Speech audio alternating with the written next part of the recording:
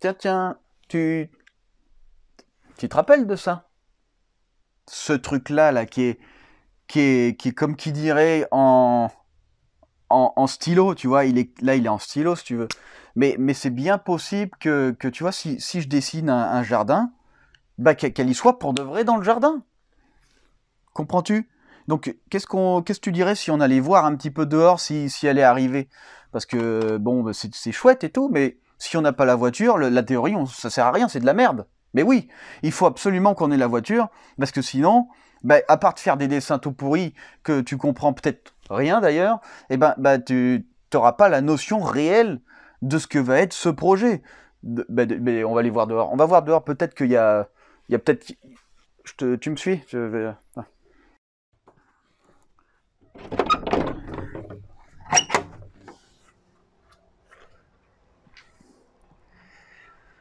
Ah, regarde-moi ça. Eh oui, elle est là. Il me l'a ramené un soir comme ça. Ah, je pensais pouvoir enlever l'eau, mais vu que c'est gelé, c'est pas de l'eau. Bon, écoute, on va voir un petit peu ce qu'on va faire dessus, parce que oui, c'est cool de faire de la théorie sur tableau, etc., etc. Mais vu qu'elle est là en vrai, on va déjà pouvoir faire un petit peu un aperçu de ce qu'on pourrait faire. Donc déjà, il faut augmenter l'empattement. L'empattement, donc c'est simple, hein, il y a 3 solutions, enfin, évidemment, tout va dépendre de plein de choses. En fait, on peut prendre la roue, la reculer très légèrement. On peut prendre celle-là, on peut la avancer très légèrement. Ce qui fait qu'en fait, on n'aura pas l'impression qu'elle a été réélargie. Regardez par exemple la Corsa. Celle-là, elle a un empattement plus grand que celle-là. Bon, en vidéo comme ça fait bizarre, surtout qu'on ne voit pas la roue arrière qui est juste là. Mais en fait, l'empattement, c'est l'avant qui a été réavancé de 10 cm par rapport à celle-là. Voilà, on s'en rend pas vraiment bien compte. Bon, là, après, l'avant a été modifié, donc c'est différent. C'est encore autre chose. Là, ce qu'on va faire, c'est qu'on va faire en sorte de garder l'esthétique. J'ai dit à coupable, il faut absolument, absolument du 15 pouces maximum. Pourquoi du 15 pouces maximum?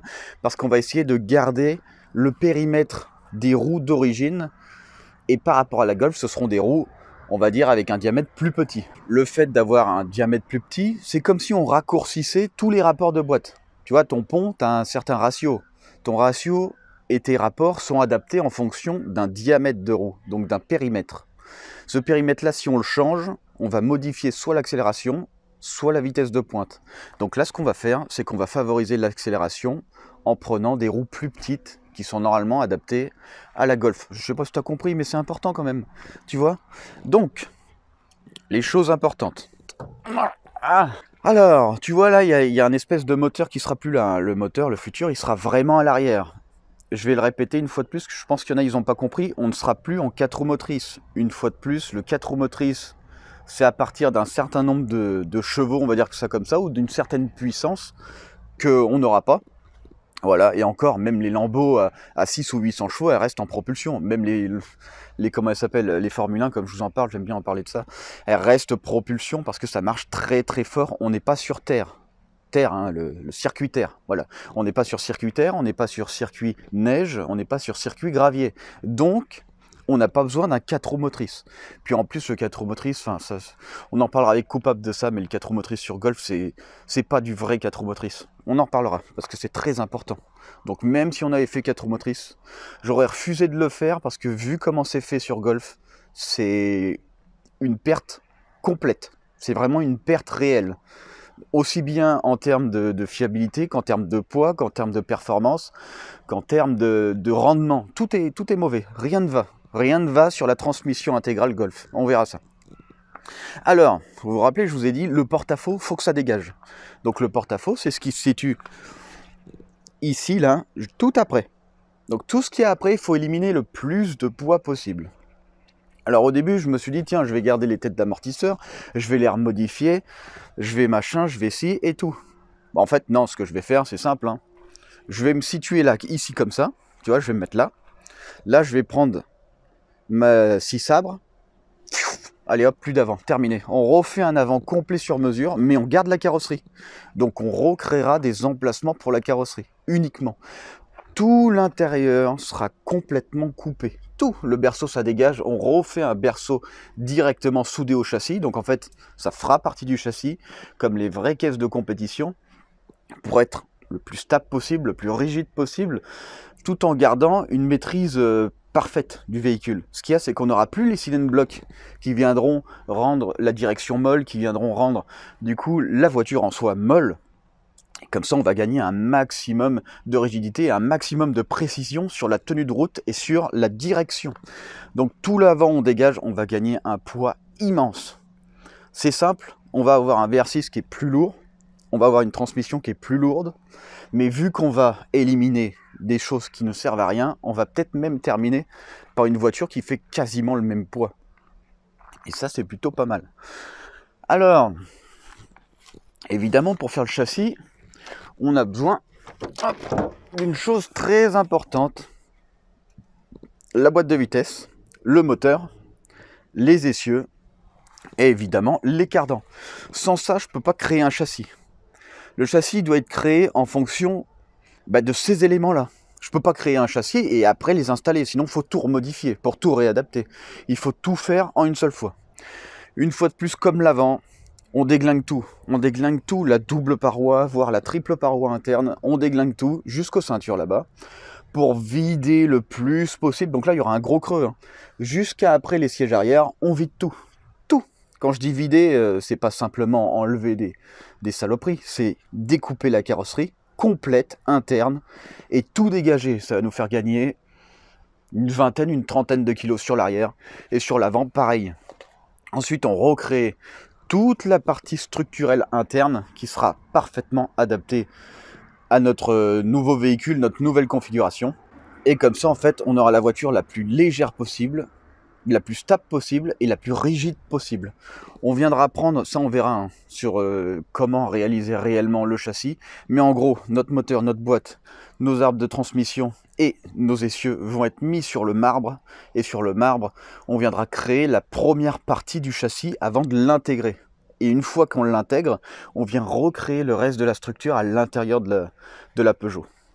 Ça, on le verra au moment de la conception. Donc ça, c'est pas mal. Ok. Ensuite,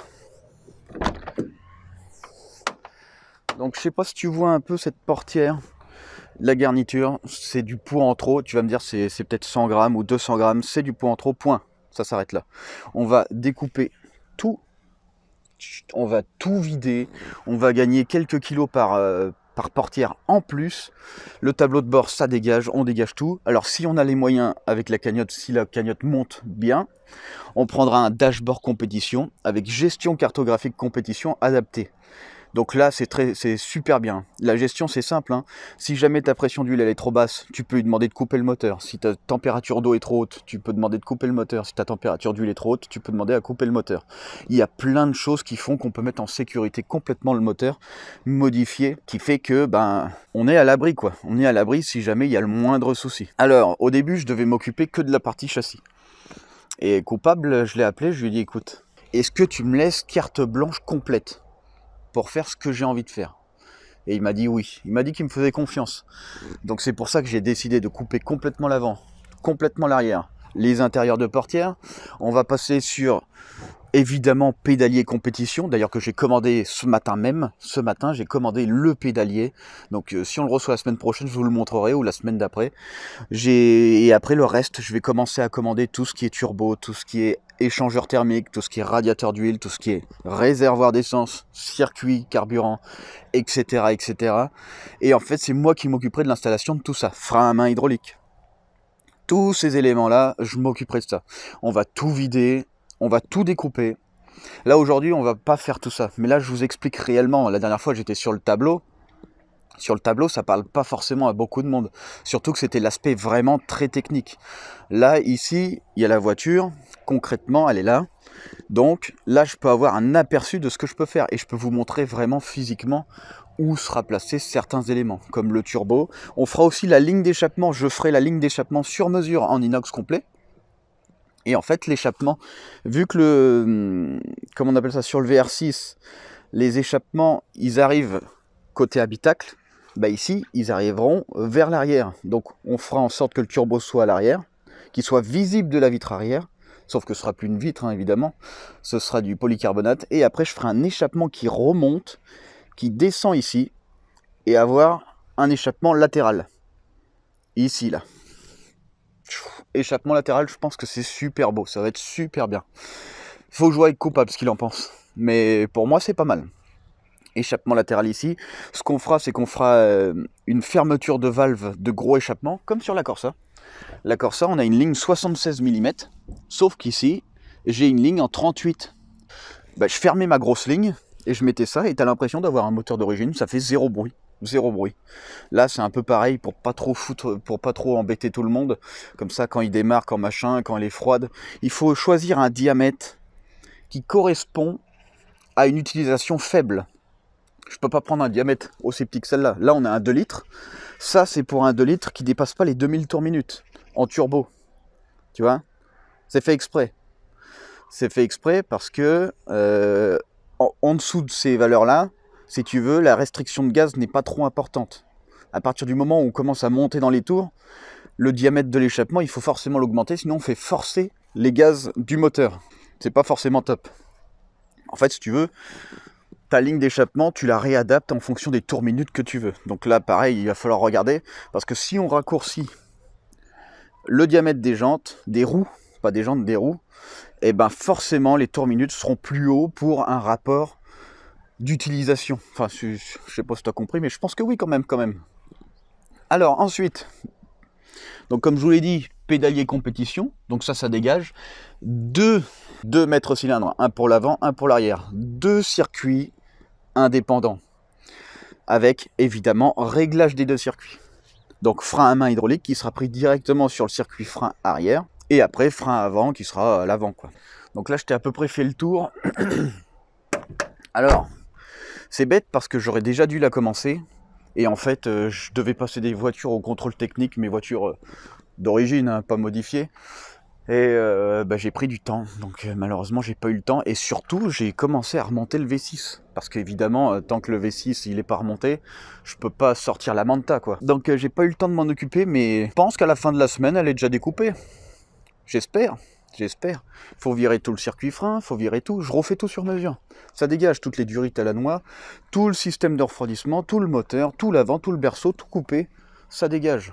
Comme ça au moins on se fait de la place, on va être bien.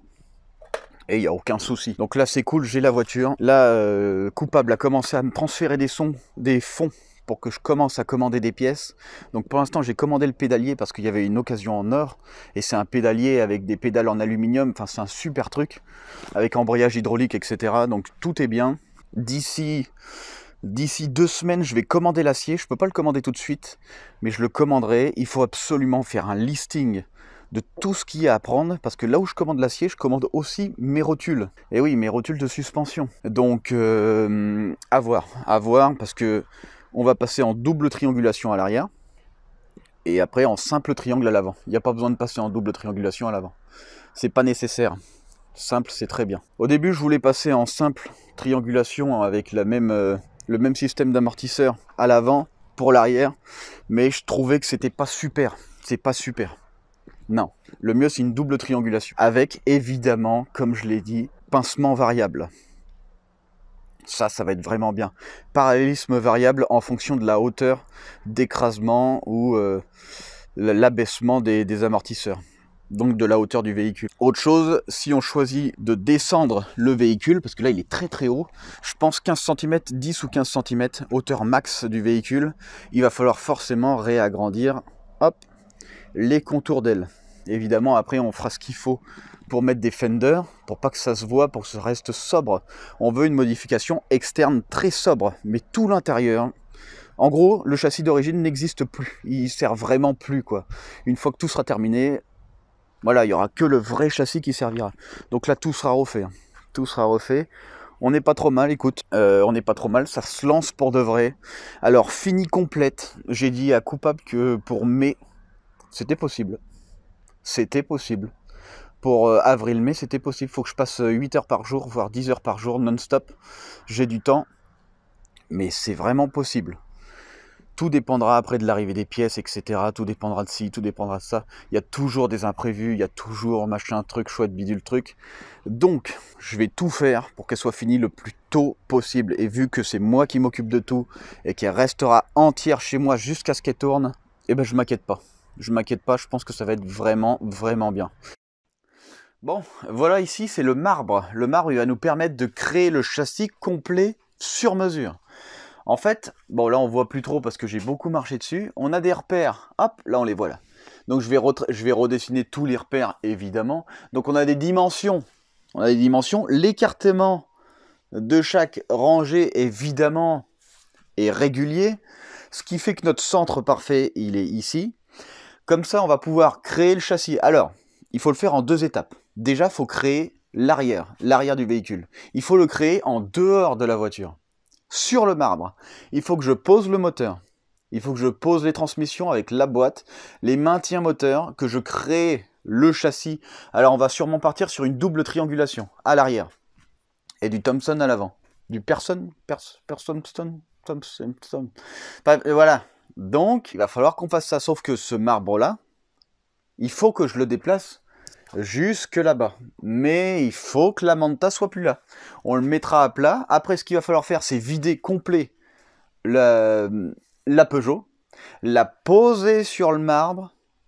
Il va falloir faire passer la nouvelle partie qu'on a créée du châssis avec le moteur et boîte incluse, plus les triangles, donc la géométrie complète, par-dessous, tu vois, par-dessous. Et après, on met tout en symétrique. Et une fois que c'est fait, on crée ce qui manque à la 205 pour venir assembler le nouveau châssis de celui d'origine. Et après, on pourra créer des symétries absolument parfaites grâce à ce marbre. Et ça, c'est super bien. D'ailleurs, c'est pour ça que je l'ai conçu. C'est pour la Most Wanted de base. Mais je savais qu'il servirait pour plusieurs projets. Alors, ce qui me fait chier, c'est que ça pèse extrêmement lourd. Mais c'est indispensable. Et il est parfaitement à niveau. Il est super bien fait. Il est super bien fait. Et donc, on n'aura absolument aucun souci.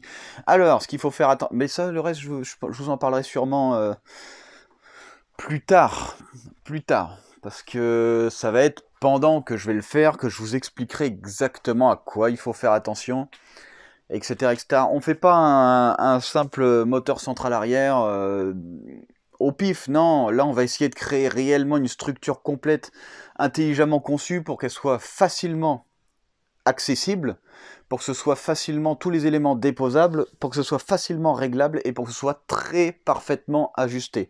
Donc il nous faut ce marbre et c'est indispensable. On peut le faire sans, mais ce serait moins précis avec ce marbre-là. Là, on a de la précision. Alors c'est pas un vrai marbre hein, à 5000 ou 10 000 balles, mais il est amplement suffisant avec les mesures qu'on a besoin. Si jamais on a besoin de mesures complémentaires, on fait comme j'ai fait ici. On rajoute une plaque, et on rajoute des nouvelles dimensions sur cette plaque. Admettons, les triangles ils vont finir par là. On pourra rajouter une plaque comme celle-là au niveau des triangles pour pouvoir réaliser la nouvelle configuration. Donc, il est encore modifiable ce marbre. Il n'est pas totalement figé. Là, ce que j'ai déjà modifié, les 4 emplacements, avaient une importance pour la BMW. À chaque fois que je vais avoir un nouveau véhicule, il y aura des nouveaux emplacements pour l'adaptation en fonction des nouveaux véhicules. À la fin, tu vas voir, tout va être bouché, c'est sûr. Mais ça, c'est important. C'est important. Double triangulation, c'est carrément mieux. Bon bah écoute, ça s'annonce plutôt pas mal, hein, ce projet, le projet 205. Le gros avantage par rapport au projet que j'ai l'habitude de faire, c'est qu'en fait, grâce à vous, le budget, il est là, quoi. Il est là, et je vais même pas être restreint par le manque de budget. Donc ça veut dire qu'on va vraiment savoir combien de temps il faut. Ça c'est une chose que j'ai pas encore la notion, parce que c'est la première fois que je vais réellement faire un projet sans me soucier du budget grâce à vous d'ailleurs. Enfin, sans me soucier, il y aura... Voilà, il va falloir quand même qu'on limite en fonction de ce qu'on va recevoir. D'ailleurs, je te laisse la cagnotte en description si toi aussi tu as envie de participer par exemple. Et en fonction de ce qu'on va avoir, mais déjà avec ce qu'on a, je peux lancer, voilà, je peux lancer le projet sans attendre comme j'ai l'habitude de faire. La Most Wanted, ça fait 2 ans, mais en fait à chaque fois elle est interrompue par la manta, par un autre truc, par ci, par ça, parce que les budgets je peux pas les assurer en instant T. Voilà, je suis obligé d'attendre et d'économiser, de balancer du 6 ou du 700 balles par mois. On se sacrifie énormément avec ma compagne, d'ailleurs elle subit la pauvre, mais voilà, elle est d'accord. Sinon elle le ferait pas. Et je la force pas, hein. C'est parce qu'elle a envie. Mais ouais, là je vais vraiment savoir combien de temps il faut pour faire un vrai projet si j'ai le budget. Et ça va être vraiment intéressant. Bah écoute, je crois que tu sais à peu près tout. Forcément, tu vas me poser des questions, forcément machin, et j'essaierai de t'expliquer le plus de choses possible pour pas que tu sois perdu. C'est très complexe. Là, t'as l'impression qu'en fait, vu que je te l'explique assez simplement, parce que j'ai l'habitude de le faire, t'as l'impression que c'est simple. C'est comme un gars qui va t'expliquer comment faire du 3D. T'auras l'impression que c'est simple, mais en fait, c'est extrêmement compliqué. Mais vu que moi, je le vis tout le temps, ben, c'est comme manger et boire, si tu veux. Tu vois, c'est un truc instinctif. Ton bébé, avant qu'il puisse marcher, il a le côté où il y a l'apprentissage. Mais une fois que tu as appris à marcher, ben, tu marches comme si de rien n'était, alors qu'en fait, ce sont des milliards de calculs, peut-être pas des milliards, mais des millions de calculs de tes muscles, de tes machins, de ton équilibre, etc., qui font que ben, tout seul, tu sais marcher sans t'en rendre compte. Tu sais marcher, voilà. Et ben là, c'est pareil. À partir d'un certain moment où tu travailles beaucoup, instinctivement, t'as plus besoin de perdre de temps à réfléchir à certaines choses qui font que ça tombe tout seul. Donc c'est important. Donc moi, je vais réussir à faire quelque chose de plutôt très très bien assez vite parce que j'ai l'habitude de travailler ça, parce que j'ai toujours tout fait pour que ça se travaille hyper bien. Donc sois pas étonné si jamais ce projet, t'as l'impression que c'est impossible, que ça tombe en mai ou juin, mars, mai, avril. Plus tu vois, je me perds dans mes mois. Vers avril-mai, t'étonnes pas si ça arrive. C'est pas parce que ce sera bâclé, c'est parce que je perds pas le certain temps que d'autres perdraient. Voilà, parce que moi je sais me fier à mon environnement, j'ai l'habitude de gérer tout ça. Depuis que je suis tout petit, je fabrique des choses. Donc c'est plus un souci, c'est plus une perte de temps. C'est pas parce que je mets peu de temps que c'est bâclé. De toute façon, on verra bien.